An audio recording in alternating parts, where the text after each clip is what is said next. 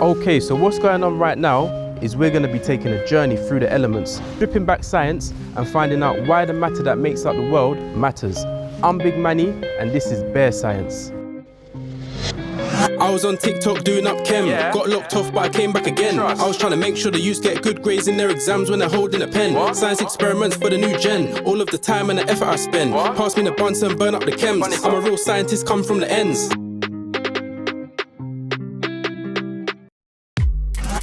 Now the periodic table contains all of the different elements that makes up our entire universe. It's literally the building blocks of our very existence, and we're going to be taking a look at them, starting with sodium.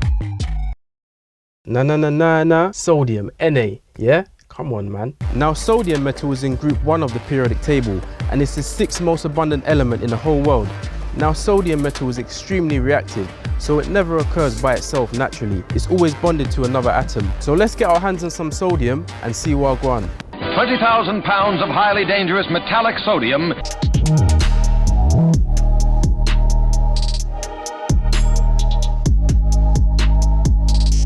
This is sodium metal. Now sodium metal is stored in mineral oil, as we can see here. So we can see that the sodium metal has a grey layer on the outside, and the reason why is because it reacted with the oxygen in the air to form sodium oxide. Now what we're going to do is cut into the sodium and see what it looks like unreacted. Those squishy settings cuts through like butter that's been in the fridge, and look at that shine. So what we're going to do is react some sodium metal with water. Alright, so we slap the sodium into some water and we can see bare fizzing and that, you get me? The scientific term for fizzing is effervescence. Bare gas being released. That's hydrogen gas, innit? So we just saw a lot of gas being released from this reaction. Now that was hydrogen gas. And the solution that was formed at the end was sodium hydroxide. Now this reaction is exothermic. Exo what? What's that? Exothermic reaction? Yeah, man can tell you what that is still. So obviously that's when you have a reaction and heat energy is released into the surroundings, innit? So obviously everything gets hot and that. You get what I'm saying? You know what's going on, man. Come on. Alright, cool. Time to switch it up, yeah? Right, so what I've just done was squash down the sodium. And the reason why is because I wanted to increase the surface area to volume ratio. Now this is going to make the sodium much more reactive and it's going to react at a faster rate. Alright, so the flat piece of sodium is going into the water and we can see bare fizzing and that, little orange flames and that. And now those orange flames that we're seeing, that's a result of the hydrogen gas in it. Right, so as we can see, the flat piece of sodium was much more reactive than the block piece. And the reason why is because it had an increased surface area to volume ratio. Now we even saw little flames in that, you know what I'm saying? We saw some orange flames there. And the reason why is the hydrogen gas that was ignited from the exothermic reaction, and that's why we saw the flames there. You done know, come on. I'm a real scientist, come from the ends. Alright, cool. I'm not gonna lie, yeah? Sodium is bare reactive still. Now because of this reactivity, sodium is always partnering up with another element. You'll never catch sodium by itself. He's always chilling with his boys, you get me? You know what's going on. Now sodium is very close to chlorine. Sodium actually reacts with chlorine to produce sodium chloride. Now another name for sodium chloride is table salt. And for thousands of years, people have been using salt as a food preservative.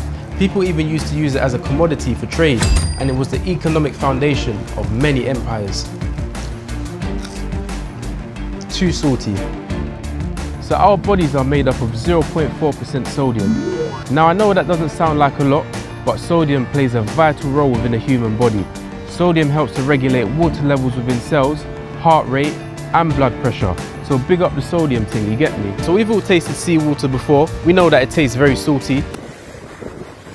So it comes as no surprise that sodium plays a vital role in cellular and bodily functions. Take it back. Another form of sodium that occurs naturally is lye. Now lye is composed of a mixture of wood ash and water, and ancients used to obtain it from rivers downstream of forests that had burned down. Now the sodium in wood ash reacts with the hydrogen and the oxygen in water to form sodium hydroxide. Now that's lye. Lye was an ancient detergent that was used to wash clothes. Now it's still used today in the form of sodium hydroxide to make soaps.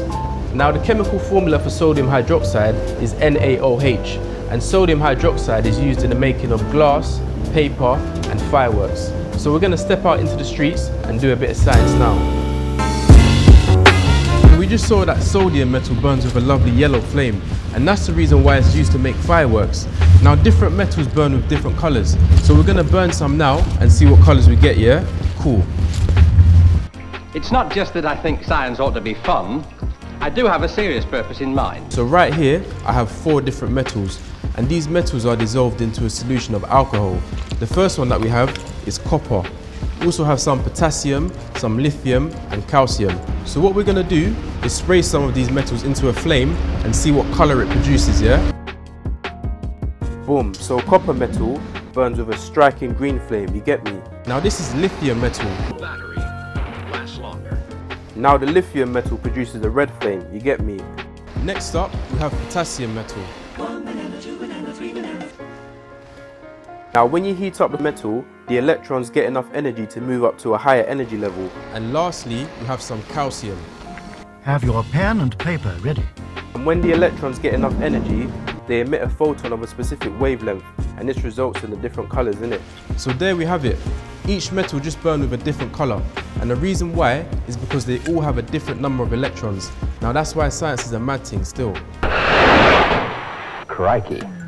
Okay, so as we've seen, sodium metal contributes so much to our world, so we must appreciate it. This is the first of many elements that we're going to be taking a look at. Now, science is important to me because it can be applied to every area of life. We're going to find out together what all of the different elements can do.